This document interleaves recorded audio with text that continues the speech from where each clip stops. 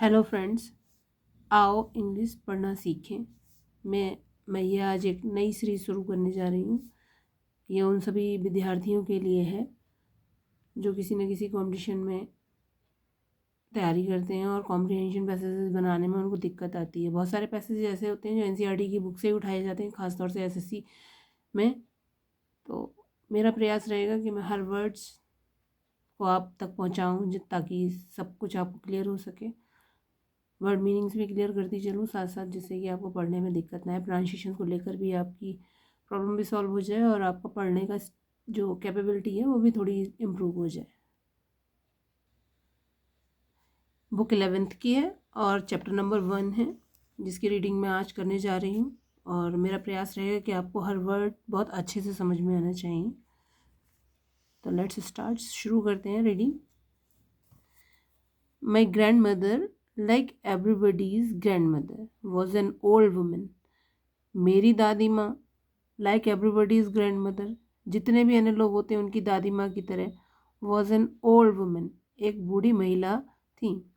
She had been old and wrinkled for the 20 years that I had known her.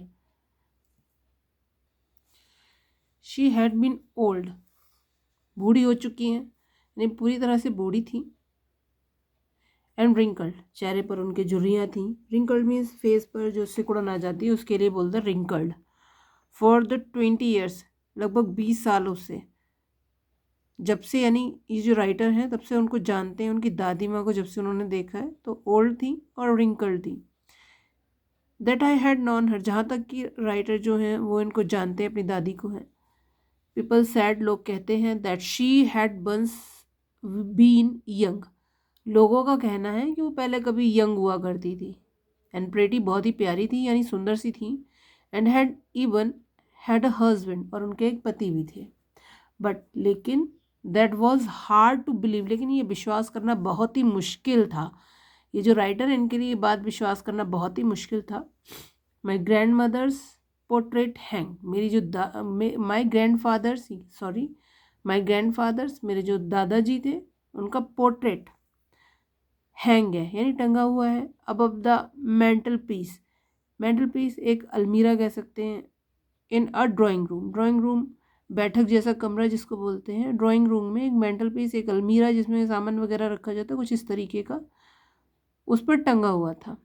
ही वोर a big turban, उन्होंने एक बड़ा सा turban, turban means पगड़ी को बोलते हैं, वोर मीन्स पहनना, यानी उन्होंने एक बड़ी सी पगड़ी पहनी हुई है। फोटो में जिस तरीके का पोर्ट्रेट है उसका डिस्क्रिप्शन है ये। एंड लूज फिटिंग क्लोथ्स, कपड़े उनके ढीले ढाले हैं। हिज लॉन्ग वाइट बेड, उनकी लंबी सी वाइट कलर की दाढ़ी है। कवर्ड, जो ढांके रखती है।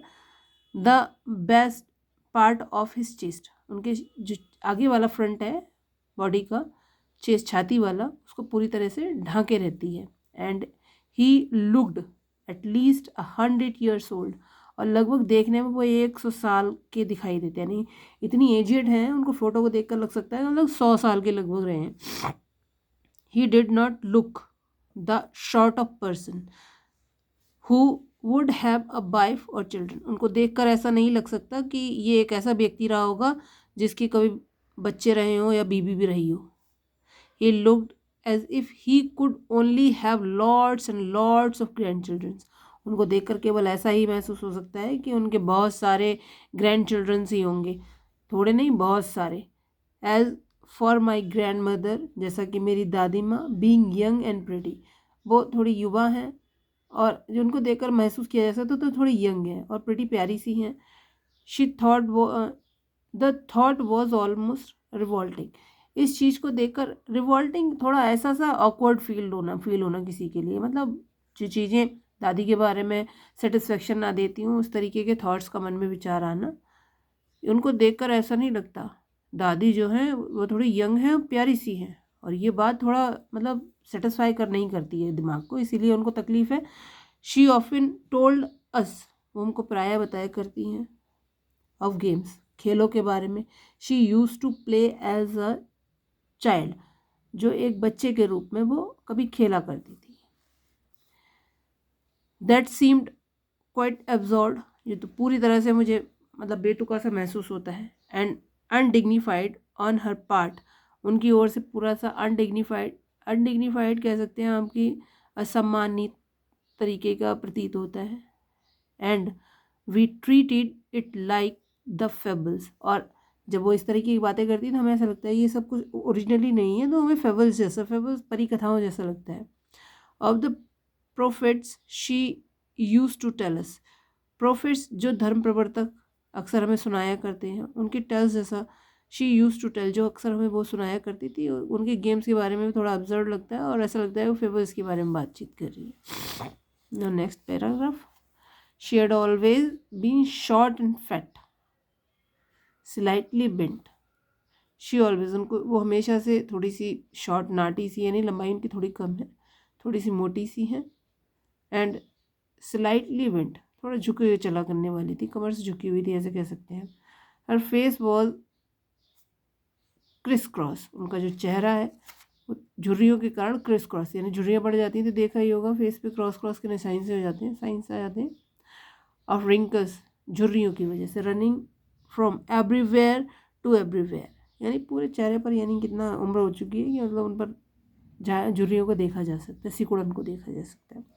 No we were certain she had always been as we had known her, no we were certain, हम निश्चित हैं, मतलब इस बारे में हम बिल्कुल निश्चितता से कह सकते हैं, शी हैड ऑलवेज बीन, कि हमेशा ऐसी रही होंगी, एज वी हैड नॉन हर, जहाँ तक कि हमने उनको इस उम्र में देखा है तब मुझे महसूस होता है कि पहले वो ऐसी ही रही होंगी।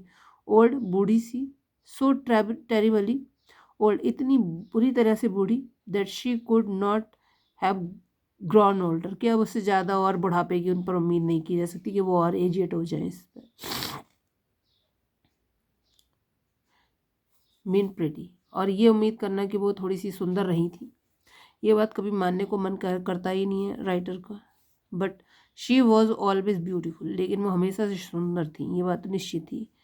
She hovered about the house in spotless white, with one hand resting on her waist to balance her stoop, and the other telling the beads of her rosary.